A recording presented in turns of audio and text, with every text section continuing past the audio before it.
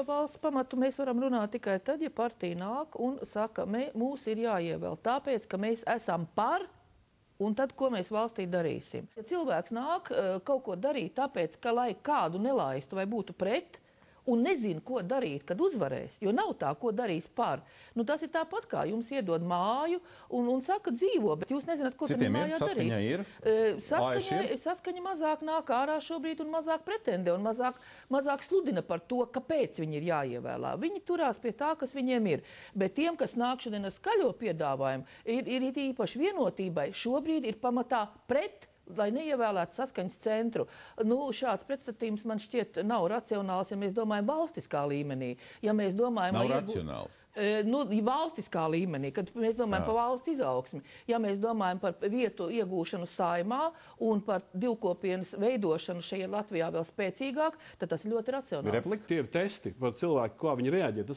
Tas ir nopietni, tas vispār vēl nav sakars nekāds ar nopietniem piedāvājumiem. Tā ir daļa un tādas taustīšanās. Manuprāt, tā ir tā problēma, ka politiskās partijas es tā vismaz domāju, jau nesaprot vairs, kas viņa elektorāts ir un kas ir īsti viņa mērķa auditorijas, mēģina testēt. Kas varētu tie būt? Īpaši spilgti parādās šajā pavasarī, kad politiķi viens otram neusticas un ir īpaši pat veidot šīs apvienības. Mēs redzam, ka partijas vienotrai neusticas. Tur ir tāda greizsirdība, neusticība, ka tikai kāds kaut ko man nepaņem vairāk, ka tikai kāds nedabūna vairāk vietu Saeimā. Šī konsolidācija teorētiski ir tā kā labais process. Teorētiski tas ir labais process kopsumā, jo vēlētājiem ir nedaudz vieglāk izvēle. Tagad izveidojoties šīm apvienībām, viņas ir kaut kādā loģiskā struktūrā, tur, no politikas, tādas klasikas. Jūs redzat, ka viņas ir, ideoloģiskā struktūrā. Diez zina, vai tur klasisko politoloģiju nevarētu piemērot. Ir cilvēki, kas ir deputāti un politiķi saka, es nezinu, ko tauta grib. Un tad nopietni cilvēki, viņi īsti nesaprot, ko viņi grib.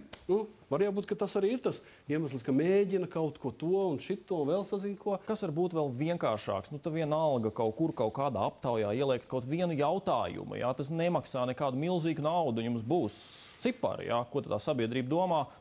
Bet ļoti retos gadījumos, es gribētu teikt, pat tas ir izņēmumu gadījumos, ja kaut kas tāds tiek izdarīts.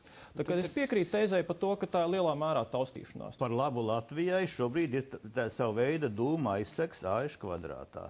Jo tur neiziet priekšā, kā mēs redzam pēc tam reklāmiņām, pašreiz parādās vienkāršā tauta, kas iet par labu Latviju. Un šie līdzinējie, dominējošie spēki, kur mēs mīlam to par oligarhiem, tie ir. Kaut ir lēmumi viņiem ir droši vien savās partijās, bet viņi neparādās priekšplānā. Kādreiz bija, mēs zinām, 30. gados tāds teiciens, ka sirdsapziņa himēra, no kuras vajag tikt vaļā. Tad man šķiet, ka mums šodien Latvijā partijas no himēras, ko sauc par ideoloģiju, ir tikuši vaļā pilnībā. Un runāt par kaut kādu partiju ideoloģiju vai partiju vienotību uz ideoloģiskās bāzes, to vajadzētu nolikt malā. Bet tas stāsts rietumu vērtības Maskava, to jūs nesaucat par ideoloģiju, jo tā tomēr ir kaut kāda. Nē, klausieties, tā nav ideoloģija. Saprotiet, cik ilgi mēs baidīsim. Paskatīsimies mazliet uz citus kaut ko šo uzņēmēju darbību un tādu. Paskatieties, kas ir šie uzņēmēji, kas ir izvirzījušies priekšplānā, cik veiksmīgs ir viņu bizness šobrīd. Uz kā bāzes ir veidojies šis bizness?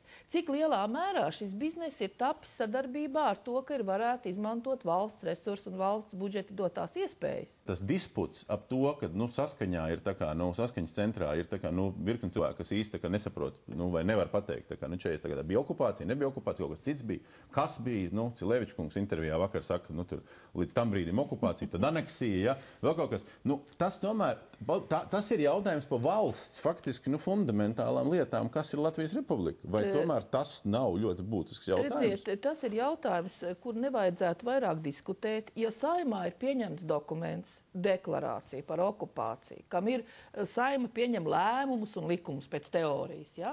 Tad tā ir valsts oficiālā nostādne. Tas ir fakts, ko vajadzētu pieņemt kā likumu, nevis mūždien diskutēt un atkal izvirzīt kārtējās partijas kongresā. Mēs cīnīsimies pret tiem, kas neatzīst. Tas neparāda kaut kādu pretrunu tajā, ka ir stabils elektorāts, kurš tā kā seko līdzi, zināmā mērā nestabilām politiskām darbībām. Lielā mērā jā, protams, jo ZZS tā turēšanās, stabilā turēšanās, tā popularitātes līnijā ir alaži bijis saistīta ar to nestabilitāti, kas ir apkārt. Pārtapšanas procesu, kas ir apkārt. Un viņi būdam, ja lieto vārdu konservatīvus attiecinot to uz ideoloģijām tādā ļoti praktiskā veidā, tad ZZS patiesībā ir turpat vai vienīgā konservatīvā partija, reāli konservatīvā partija, kas visu mēģina palielināt. Nu, sākot ar vienu redzamo lietu, ko viņi lēnina visiem iespējamiem veidiem, tas ir reģionāla reforma. Ir vēl niša jautājums, protams, vai kāds spēs viņu noformēt pietiekami racionāli. Kad jautāja man, par ko vajadzētu domāt, tad mana reakcija bija to, ka pagaidām piedāvājumi jau nav par ko domāt. Bet tas nenozīmē, ka nav vesela čupa ar lietām, par kurām ir tiešām jāmēģina formulēt un jāsāk izvēlēties.